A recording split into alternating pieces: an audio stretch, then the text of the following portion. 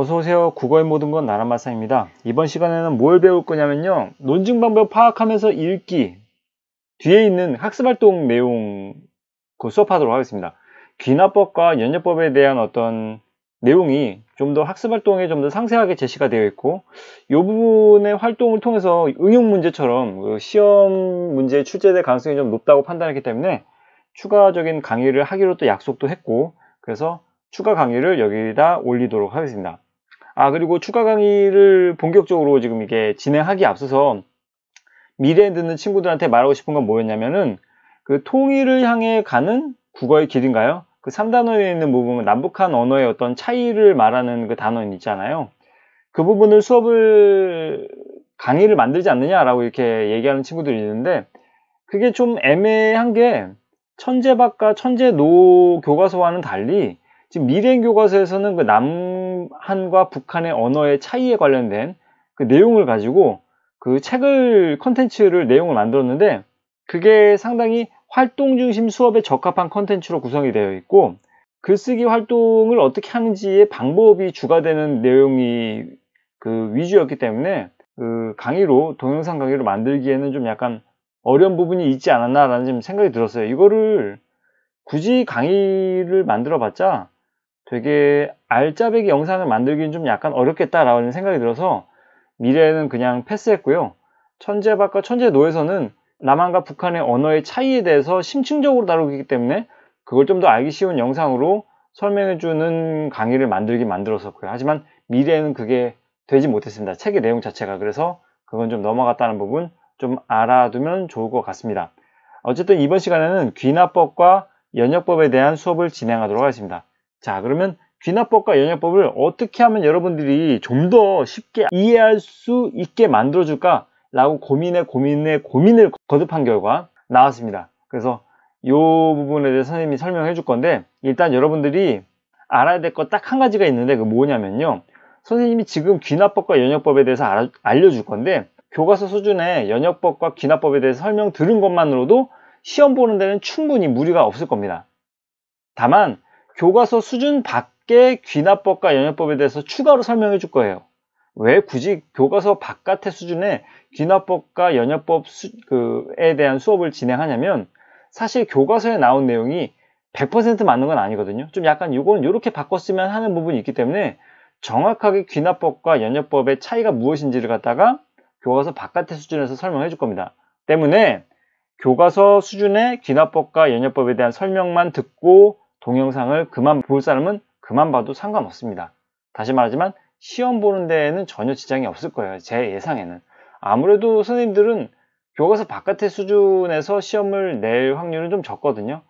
어디까지나 베이스는 교과서를 내용으로 바탕으로 하기 때문에 교과서 수준의 귀납법과 연역법 수업만 들어도 무방할 겁니다. 하지만 나는 정확하게 귀납법과 연역법의 차이가 무엇인지 정말 완벽하게 알고 싶다 하는 친구들은 끝까지 강의를 들으면 확실하게 귀납법과 연역법의 차이에 대해서 이해를 할 것입니다. 그리고 교과서에 나온 내용이 좀 약간 이 부분은 좀 약간 부족한 부분이 있지 않았나 라는 부분이 좀 파악이 될 거예요. 그게 궁금하다면 강의를 끝까지 들으면 될 것 같습니다. 자, 그러면 지금 이 순간은 교과서 수준의 귀납법과 연역법에 대한 설명입니다. 자, 설명 들어갑니다.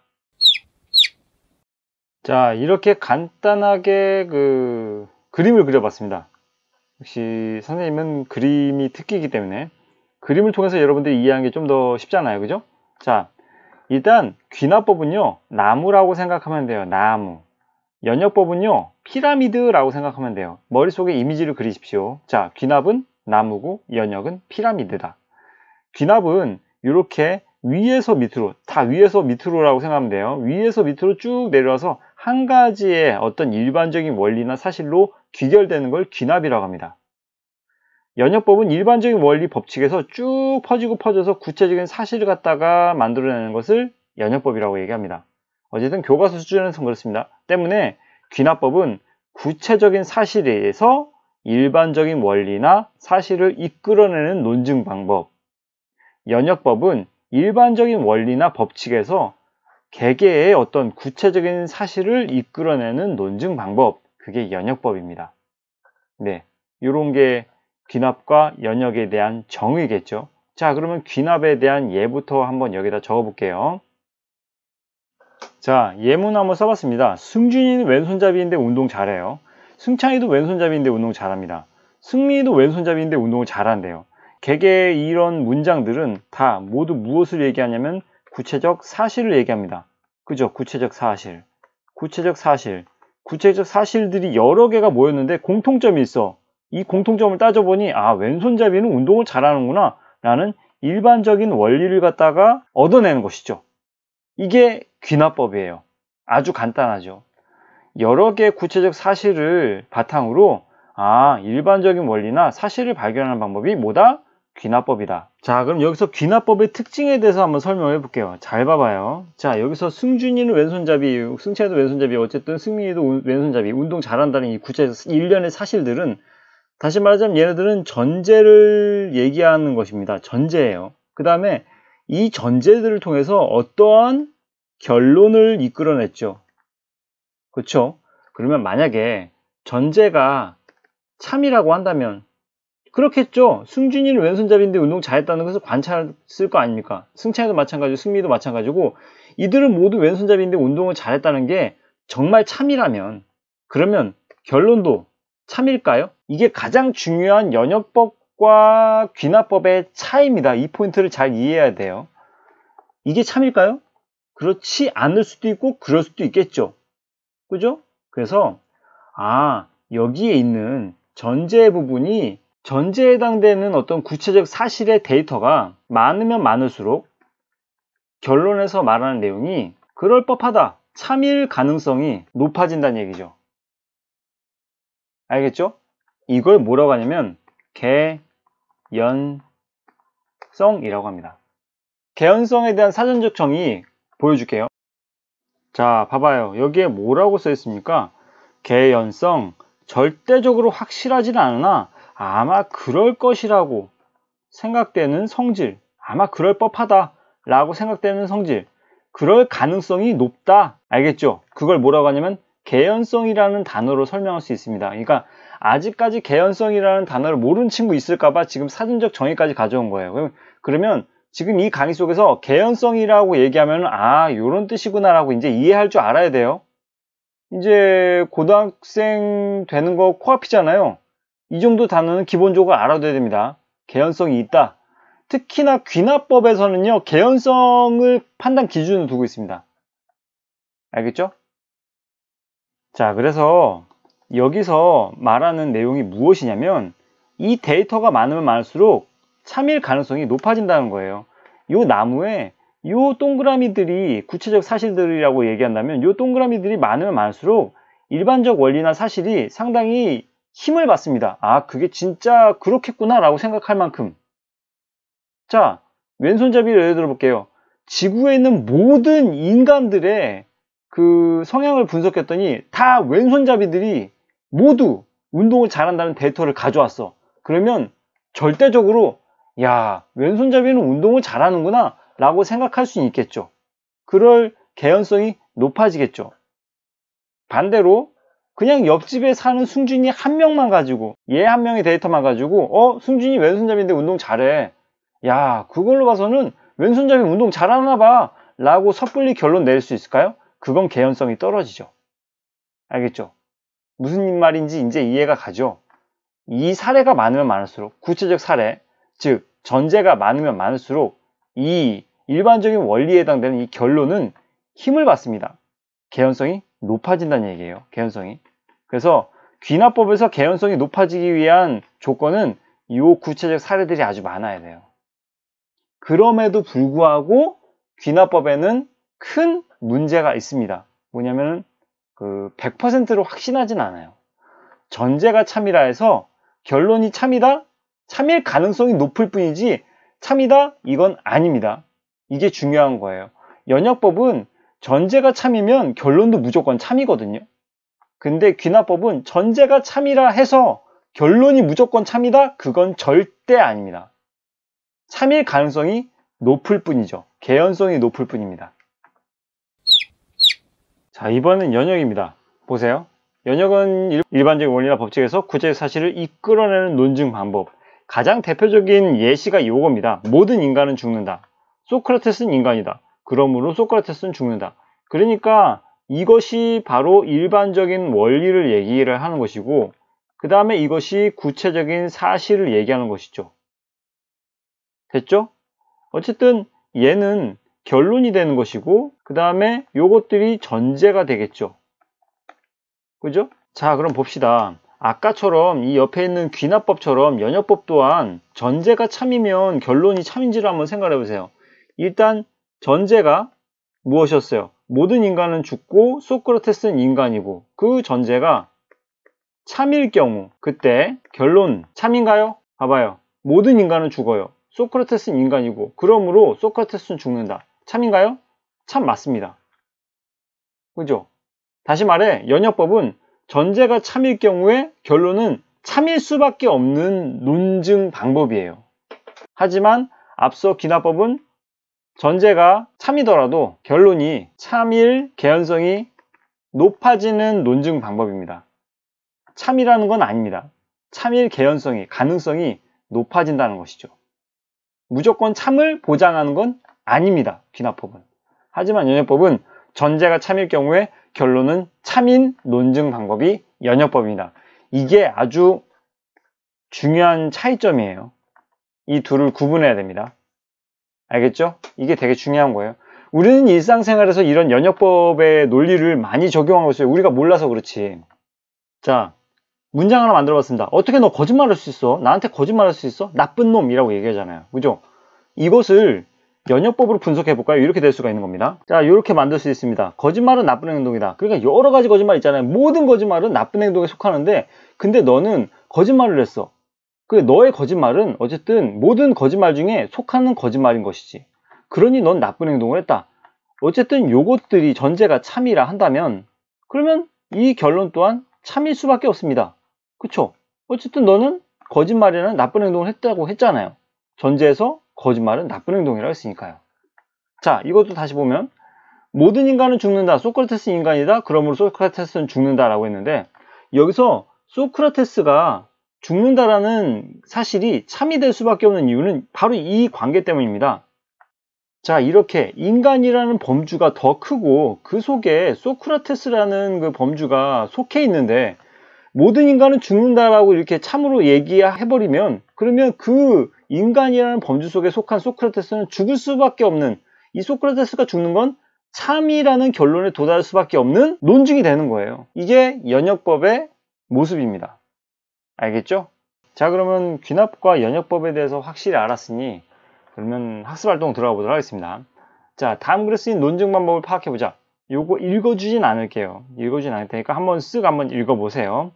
근데 여기에서 결국 글쓴이가 말하고자 하는 핵심 문장이 어디에 있는지를 찾는 연습은 좀 해볼 필요가 있습니다. 읽어보고 핵심 문장이 어디인가 한번 찾아보세요.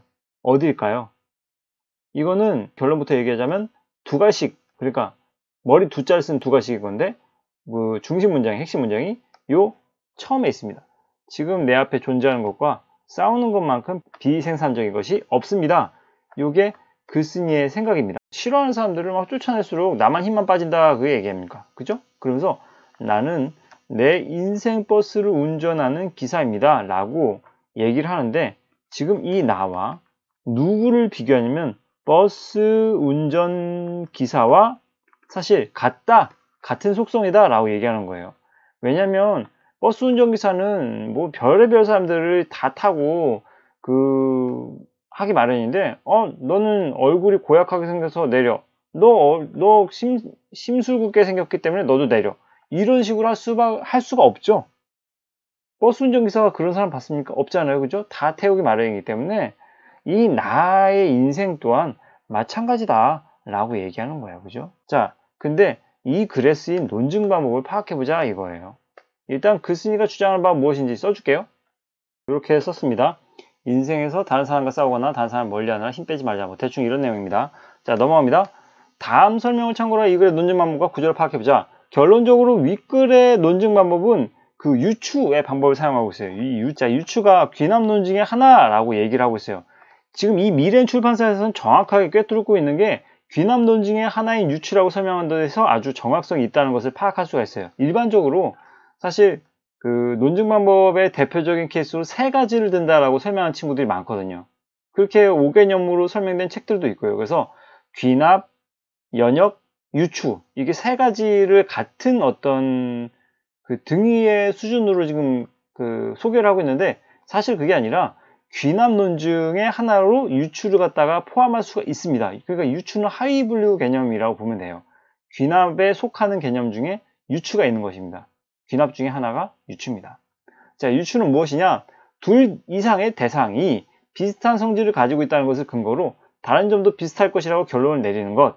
그래서 비교한 대상의 속성이 더 비슷할수록 논증이 타당한 가능성이 높아진다. 그게 뭐다? 개연성이 높아진다. 알겠죠? 자, 이것에 대한 간단한 예를 들어볼게요. 봐봐요.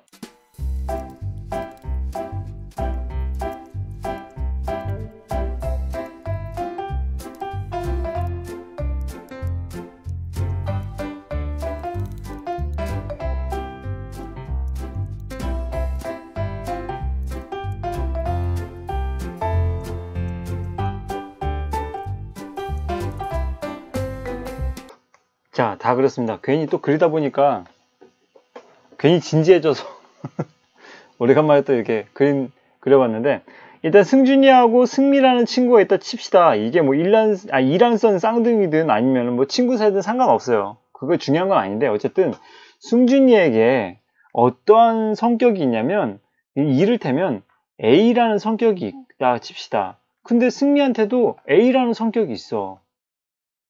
이해가죠? 그 다음에 A라는 성격만 있는 게 아니라 승준이한테는 B라는 성격도 있는데, 승미에게도 B라는 성격이 있어.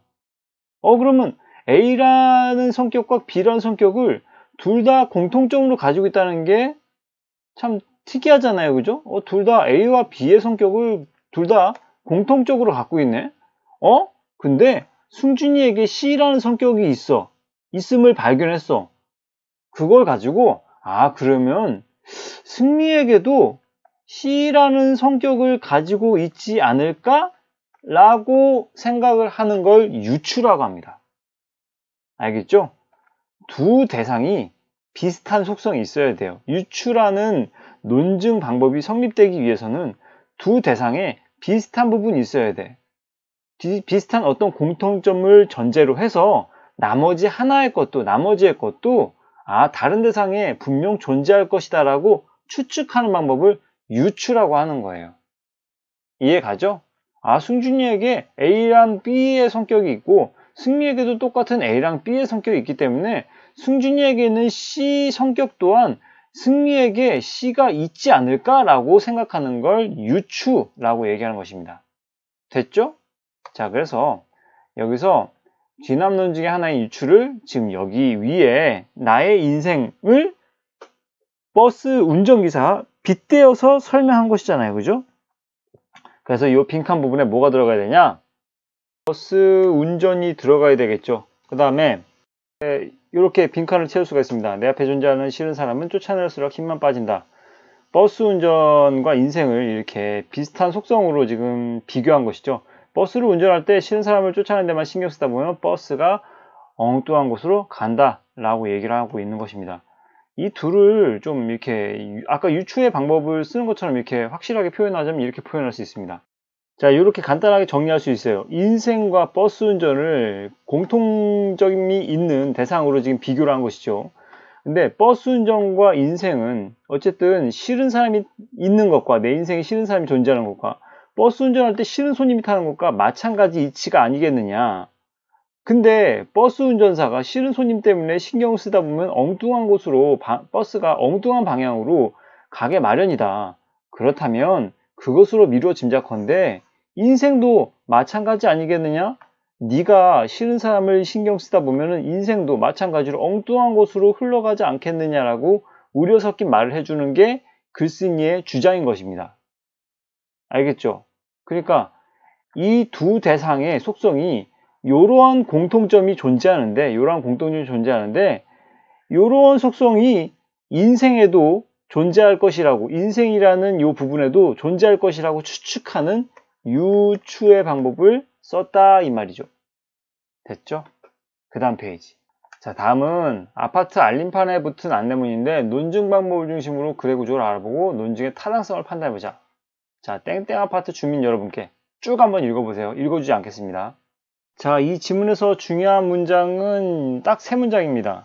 이 부분, 사람들 사이의 문제는 소통으로 해결됩니다. 이게 바로 대전제입니다. 자, 그 다음에 쭉 내려가다 보면 여기에 층간소음도 결국은 사람 사이의 문제입니다. 요것도 전제예요. 소전제죠. 결론을 찾아보면 어디 있냐면요.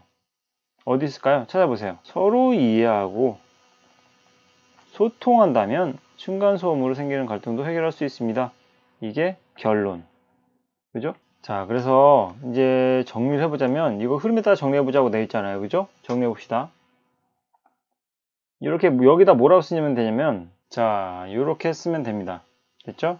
뭐 일시 정지하고 그 다음에 필기하면 됩니다. 그 다음에 이 글에 쓰인 논증 방법을 사용해보라. 앞서 말했지만 이 글에 쓰인 논증 방법은 연역법입니다. 왜냐하면 일반적인 원리로부터 구체적인 사실을 이끌어냈기 때문이지. 자, 그래서 이걸 이렇게 도식화시킬 수가 있습니다. 사람들 사이의 문제는 소통을 해결된다. 소전제 뭐가 있었습니까? 여기에는. 자, 이렇게 정리해 볼 수가 있습니다. 사람들 사이의 문제는 소통으로 해결된다는 게 요게 참이라면 사람들 사이의 문제는 소통으로 해결된다는 게 100% 맞다 라고 참이라고 가정을 한다면 밑에 요 결론은 참일 수밖에 없는 게 연역이라니까요. 얘는 무조건 참일 수밖에 없어. 자, 사람들 사이의 문제는 소통으로 100% 해결된다고 여기에서 얘기했단 말이에요. 그러면 층간소음 문제도 사람 사이의 문제입니다. 자, 그러면 이거를 또 집합 관계로 보자면 이렇게 볼 수 있는 거잖아요. 자, 요렇게 이해했죠? 사람 사이의 문제, 뭐 여러 가지 문제가 있을 거 아닙니까? 뭐 그 인간 갈등 관계, 뭐 학급에서의 뭐 친구들과의 관계, 뭐 그다음에 여러 가지 문제도 있을 텐데, 근데 이웃들 간의 층간소음 문제는 사람 사이의 문제 중에 여러 문제 중에 단 한 가지에 불과하잖아요. 작은 규모잖아요. 얘가 좀 더 큰 범위인 것이고요. 이 사람 사이의 문제 속에 층간소음 문제가 속해 있습니다. 때문에 사람 사이의 문제는 다 소통을 한다면 오케이다, 만사 해결된다 라고 얘기하는 순간, 그러면 층간소음 문제도 당연히 소통을 통해서 오케이, 해결될 수 있다라는 결론에 이끌 수밖에 없는 게 바로 연역법의 특징이란 거예요. 그죠? 그래서 따라서 층간소음 문제는 뭐다? 소통으로 당연히 해결할 수 있다. 이건 참일 수밖에 없다니까. 왜? 여기 이 전제에서 참인 어떤 전제들이 등장했기 때문에 결론에서는 당연히 참일 수밖에 없는 것이죠. 이게 연역법입니다. 자, 그 다음 페이지. 그래서 이 글에서 주장을 펼치는 방식이 타당한지 타당하지 않은지 뭐 이걸 따져본다면, 자, 선생님이 설명할 부분이 있어서 아예 그 교사용 지도서 아니 자습서에 예시답안 부분을 갖다 아예 오려서 여기다 붙였습니다. 보세요. 일단 무엇에 대한 얘기가 나오냐면 타당하다고 생각하는 부분과 타당하지 않다고 생각하는 부분을 두 가지의 예시답안을 제시했어요. 둘 다 어쨌든 교과서 측에서는 이게 맞다고 얘기한다고, 맞다고 생각한다고 좀 이 두 가지의 사례를 들어서 답안을 따로따로 제시했겠죠. 그죠? 자, 근데 이건 선생님의 개인적인 의견입니다. 학교에서 어떻게 가르치시는지는 모르겠지만 학교 선생님의 말씀이 정답입니다. 근데 선생님의 개인적인 생각에 의하면 이 부분은 틀렸습니다. 네, 이 논증은 타당하지 않다고 생각해라고 했는데 타당하지 않을 수가 없는 게 이 논증에는 그 허점이 없어요. 다시 한번 볼까요? 자, 여기에 허점이 없었습니다. 봐봐요. 사람들 사이의 문제는 소통으로 해결된다는 걸 참으로 친다면 어쨌든 요게 대전제가 그렇다잖아요. 사람들 사이의 문제는 소통으로 100% 해결된, 어쨌든 100% 중요한 게 아니라 소통으로 다 해결된대잖아요. 그죠? 그 다음에 층간소음 문제도 사람의 사이의 문제잖아요. 그죠? 그러면 층간소음 문제는 소통으로 해결될 수 있다. 이거는 요 대전제 소전제가 참이라 친다면 결론 또한 참이 될 수밖에 없는 연역법을 사용한 겁니다. 때문에 여기에는 논증 어떤 구성 방식, 방법, 과정에 있어서 허점이 없고 오류가 없어요. 때문에 이건 타당하다 라고 볼 수가 있는 겁니다. 이건 타당이에요. 타당. 이건 타당하지 않다가 될 수가 없다니까요. 자, 극단적으로 이렇게 볼 수 있어요. 봐봐요. 이것도 타당하다 볼 수 있어요. 그러니까 개별의 명제가 참이냐 거짓이냐가 중요한 게 아니라니까. 자, 요것도 타당한 연역법의 예인 겁니다. 봐봐요. 전제가 모든 인간은 죽지 않는다. 대전제죠. 그 다음에 소크라테스는 인간이다. 소전제죠.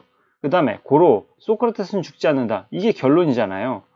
요 두 개가 참이라 친다면 그럼 이 결론 또한 당연히 참이 되는 것이죠. 이런 논리적 전개에 타당성에 오류가 있냐, 타당성에 문제가 있느냐, 타당성에 문제가 없다는 것이죠. 대전제와 소전제가 참이라 해서 결론 또한 당연히 참여될 수밖에 없는 연역법을 썼는데 여기에 타당성에 문제가 뭐가 있겠냐는 거죠. 다 타당하다, 오케이인 겁니다. 알겠죠? 다만 선생님, 이건 말이 안 되잖아요. 인간은 죽잖아요. 왜 죽지 않는다고 얘기한 거예요? 네, 참과 거짓을 따지는 것은요, 그것은 건전성의 문제예요. 건전성. 타당성의 문제로 볼 수 있는 게 아니라 건전성의 문제예요. 타당성은요, 논리적인 전개의 어떤 과정, 입증 과정에 있어서 이게 타당하냐 타당하지 않느냐, 문제가 있느냐 없느냐만 따지는 거지. 근데 얘는 문제가 없거든. 근데 다만 요 개별 명제들이 참이냐 거짓이냐 따지면 사실 얘는 실제적으로 인간은 다 죽는다는 것이기 때문에 얘는 거짓이고 좀 허무맹랑한 얘기를 바탕으로 하기 때문에 건전성에 있어서 좀 떨어지는 것이죠. 때문에 이렇게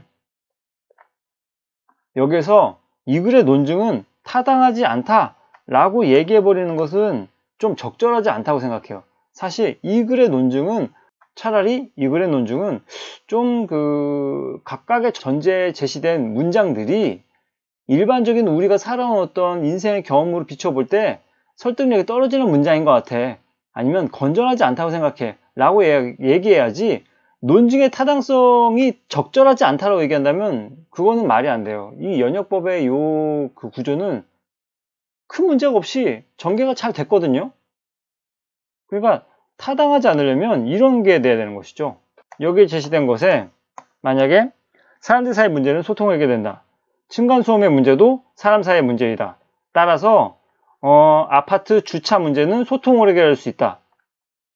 얘를 지우고 봐봐요. 이렇게 제시됐다 쳐봐요. 사람 사이의 문제는 소통 해결되고 층간소음 문제도 사람 사이의 문제이다 라고 소전제까지 이렇게 나왔는데 갑자기 뜬금없이 아파트 주차 문제는 소통을 해결할 수 있다. 이렇게 되면은 타당성이 적절하지 못하다가 나오는 것이죠. 이건 타당성에 문제가 있다 라고 생각할 수가 있는 것이죠. 알겠죠? 하지만 이게 아니라 이렇게 층간소음 문제까지 갖고 소전제까지 그 다음에 결론에서 층간소음 문제는 결국 소통을 해결할 수 있다. 여기 소통을 해결된다는 말이 여기에 들어가 있고 층간소음 문제가 여기 들어가 있기 때문에 이 대전제 소전제에 이어서 결론으로 떨어지는 이 연역법의 이 논증 과정은 타당하다라는 얘기예요. 타당하다는 얘기예요. 타당하다. 타당하지 않을 수가 없단 말이에요.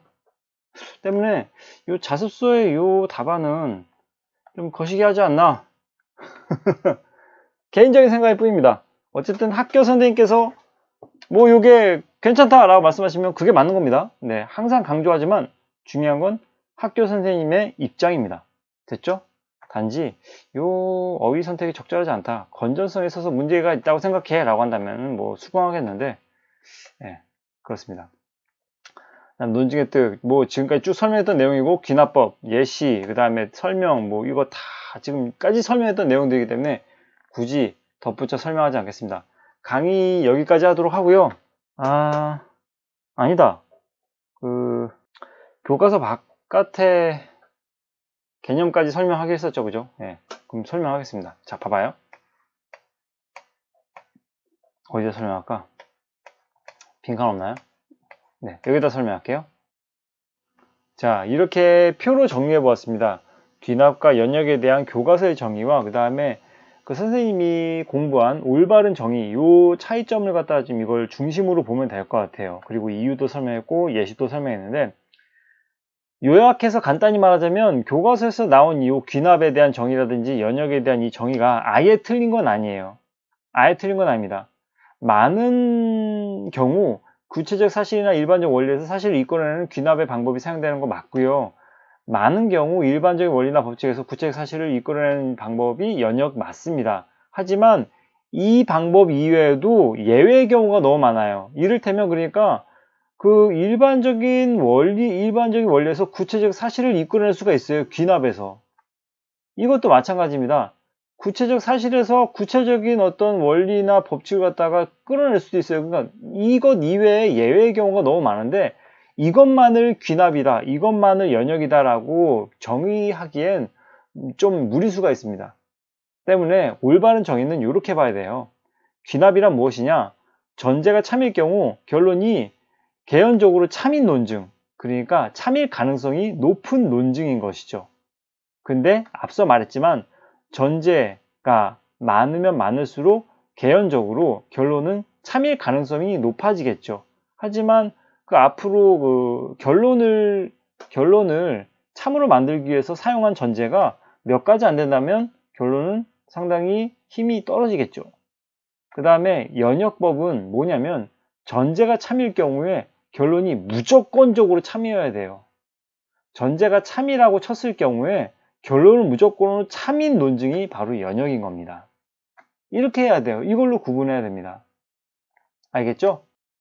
때문에 여기 이 올바른 정의의 이 흰색 글씨를 다시 말하자면 이렇게 볼 수 있는 거예요. 전제가 결론을 결정적으로 뒷받침해주지 못한다는 것입니다. 이것의 가장 대표적인 예가 이게 있습니다. 여기다 써줄게요. 러셀의 칠면조의 역설이라는 글이 있어요. 이게 뭐냐면 얼만큼 귀납법이 얼만큼 좀 한계를 띠고 있는 논증 방법인지를 갖다 보여주는 가장 대표적인 사례가 되거든요. 자, 내용을 한번 들어보세요. 일단 농부가 칠면조를 샀습니다. 그 다음에 칠면조에게 먹이를 매일 6시에 아침 6시 그 다음에 오후 6시에 주었다. 자, 이걸 언제까지 했냐면 11달 동안. 자, 그러면 칠면조는 어떻게 생각했을까요? 매일매일 먹이를 정해진 시각에 2번을 걸쳐서 모이를 먹었기 때문에 정말 나는 정말 정해진 매일 아침 6시, 오후 6시에는 모이를 먹는구나. 아, 행복하다. 뭐 이렇게 생각할 수 있겠죠. 그죠? 자, 이걸 좀 더 간단히 도식화하면 이렇게 될 수가 있는 거예요.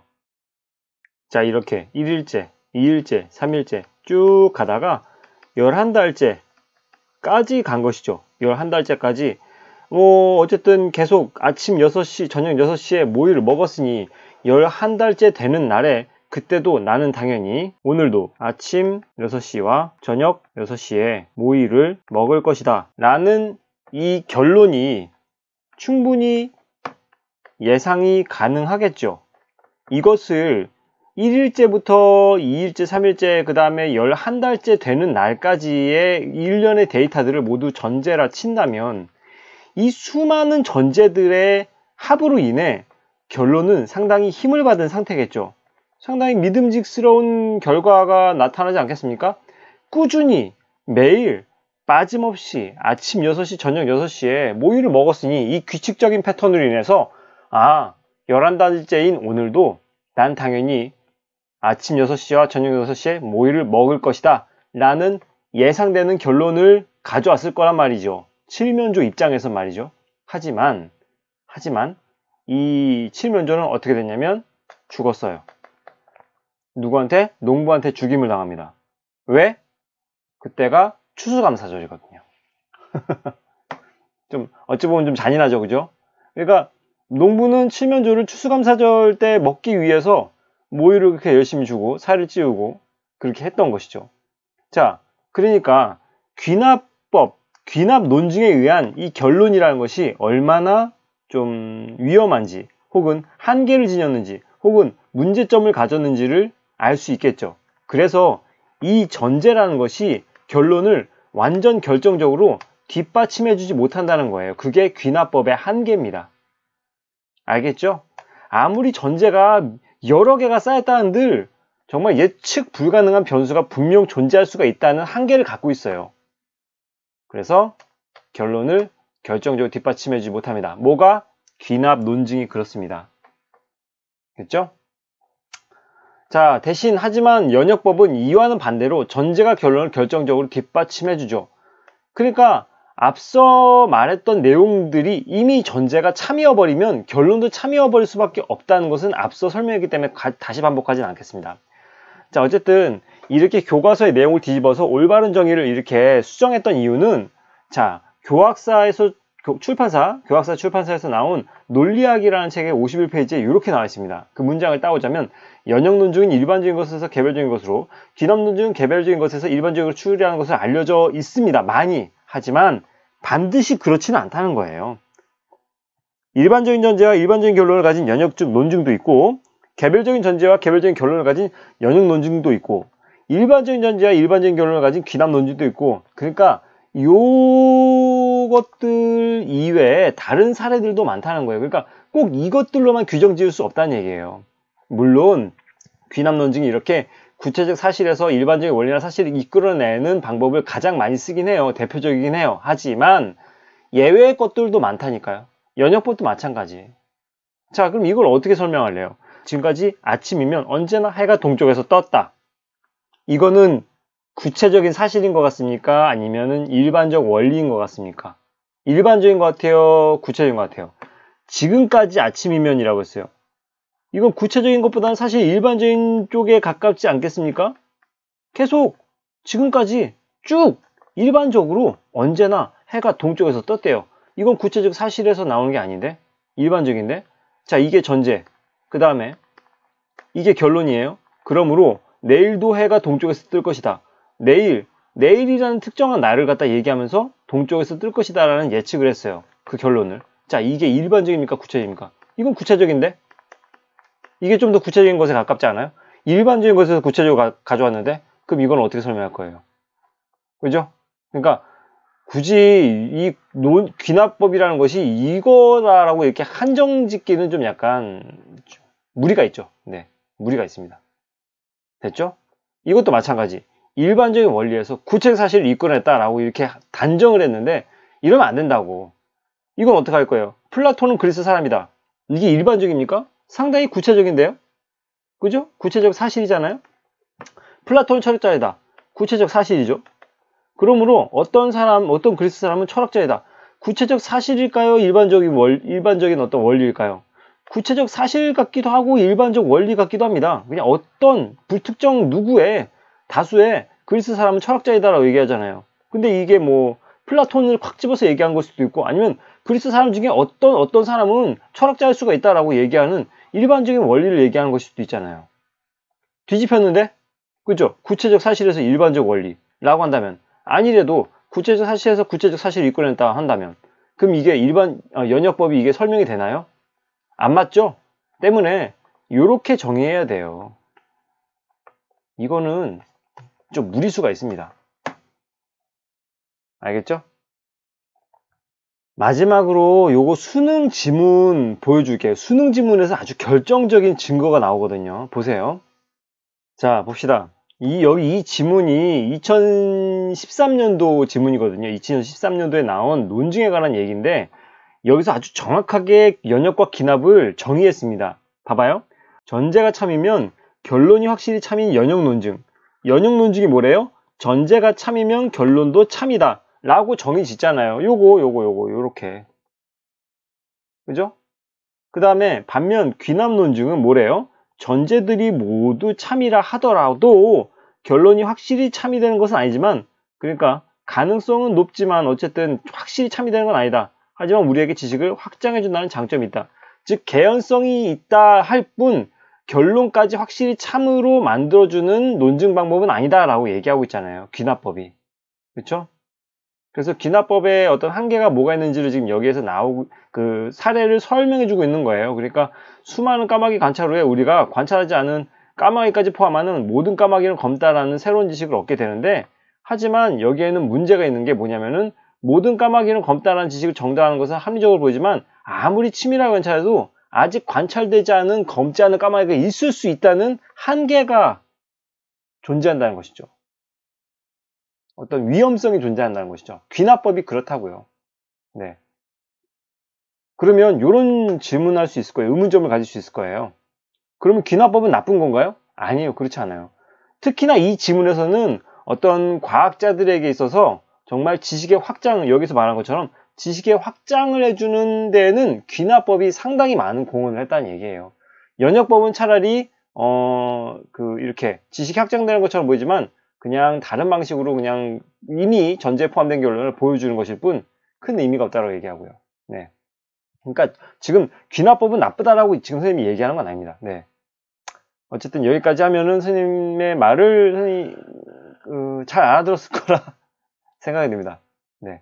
강의가 무척이나 길어졌습니다. 그리고 좀 이렇게 교과서 바깥의 영역에, 그러니까 연역법과 귀납법에 대한 설명까지 곁들이니까 여러분들의 머리가 복잡해질 것 같아요. 때문에 선생님 머리 복잡한데요? 그러면 그냥 교과서에 있는 내용만 가지고 꼭 공부하세요. 네. 시험 문제는 그냥 그거 가지고 공부하는 게 나을 겁니다. 어쨌든 결론적으로는 학교에 있는 선생님들께서 연역법은 뭐고 귀납법은 뭐야, 그 부분만 집중하세요. 네.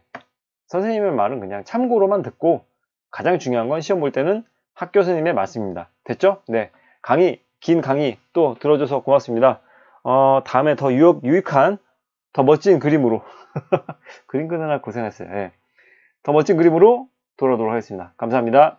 도움이 되었다면 구독과 좋아요 부탁드립니다. 감사합니다.